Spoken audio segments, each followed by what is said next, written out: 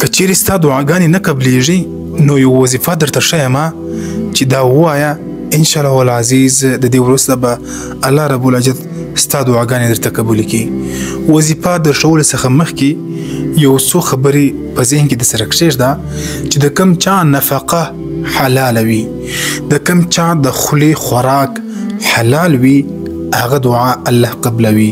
او چې څوک ظالم نه وي، ظلم نه کوي، د هغه دعا الله قبلوي.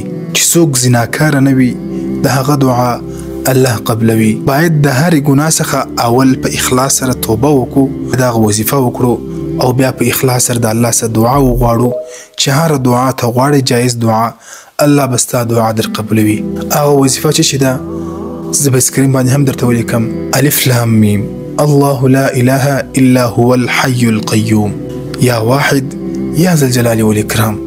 دغه وظیفه په ورځ کې 314 وارې ته ووایه. دغه وروسته بیا دعا وکړه، انشاءالله العزیز ستا دعا به الله قبلوي.